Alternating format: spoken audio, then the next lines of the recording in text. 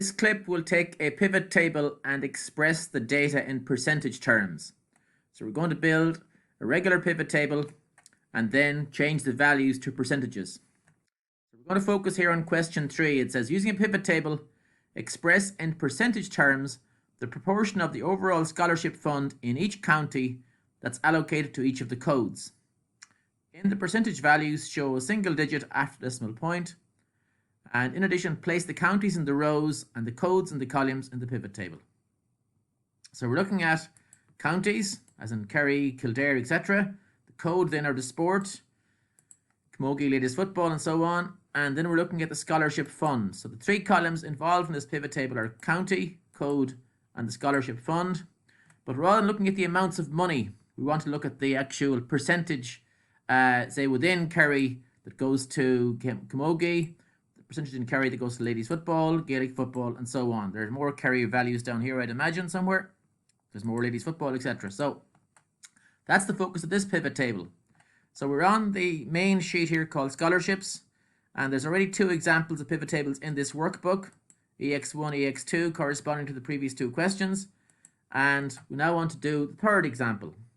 So we go to the menu and we click on pivot table, and first thing we check is it nominating the right block of cells, the correct block of cells.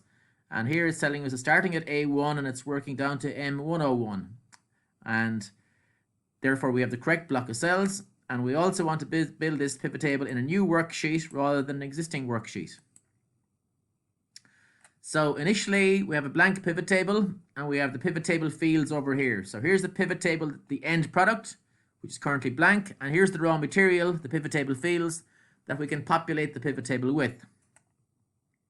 So we're looking for the proportion of the scholarship fund in each county that's allocated to each of the codes. So we need county, we need code, and when we say county and code, it says to put the counties in the rows and the codes in the columns. Before I go any further, I'm just going to move the code and the county are both appearing here in the rows section. We want the code to appear in the column section. That makes the pivot table easier just to follow and to observe what it does when its final version of it is produced. And then we want to look at the scholarship. So as always in Excel, when you do a pivot table, when you click on one of the numeric columns, Excel automatically knows that's the column you want to have the raw that is going to base the calculations around. And it defaults to a sum of the scholarships. So in our case here, we want to know the proportion of them in each fund. So we are looking at the sum, but we want it in percentage terms. Okay. So the sum is useful to us, but not the actual values, not the amounts of money. We want percentages instead. So how do we do that? So here we go into the values field list, and under the values field list, we have the count the sum of scholarships, and it's a sum that's been used. So there's nothing we need down here in the other options on this particular panel. We see sum and count, average, max, and so on, but there's no clues about percentages. So instead we click on or select the option to the right of that.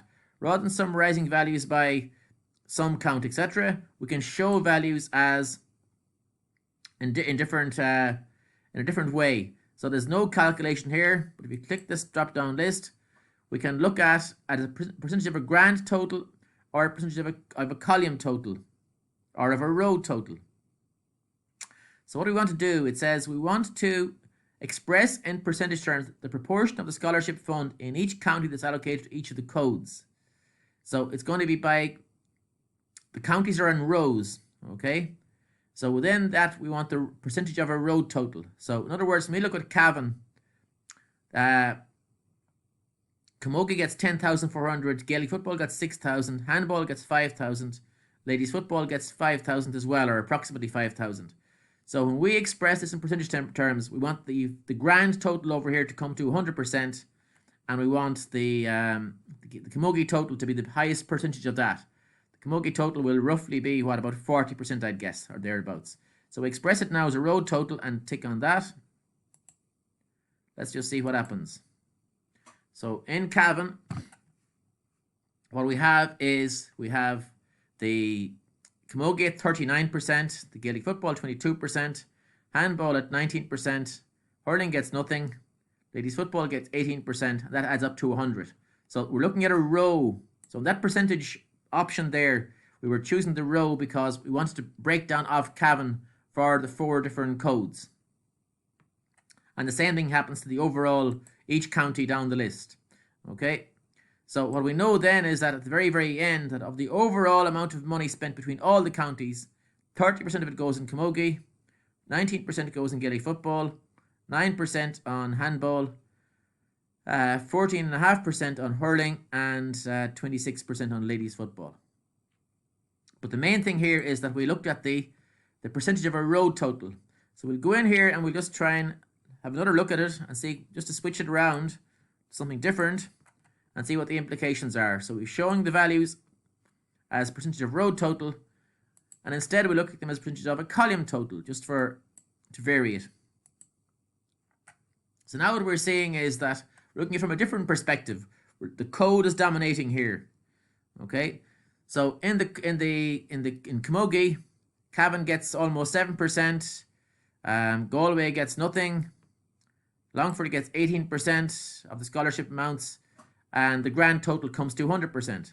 So what we know here is that within Camogie, we know what proportion of the Camogie scholarships are going to each of the counties on our list. Likewise, over in the far right in column F, we look at the ladies football values. And again, it's a percentage of a column total. So we're now saying what proportion of the ladies football scholarship fund is going to Cavan, almost 4%, down to Wexford, it's over 8%. So there are two different perspectives on the data. So you have to be careful about what the question asks you. So here it says, using a pivot table, express in percentage terms the proportion of the overall scholarship fund in each county that's allocated to each of the codes. Okay, so that's what we did first. So I'm going to go back now and revert to the original setting that I had as a percentage of a road total instead of percentage of a column total. So when you're deciding on which of those two it's going to be, you need to read the question and make sure you choose the right option. But you'll know by observing the results what you're getting versus what you think you should get. So it's back to percentage of road total and hit the OK button there. And then it says, in the percentage values, show a single digit after the decimal point. So here we have 2 digits after our decimal points. So we'll highlight all the numeric or all the percentage values and then go into format cells and we'll reduce that to 1.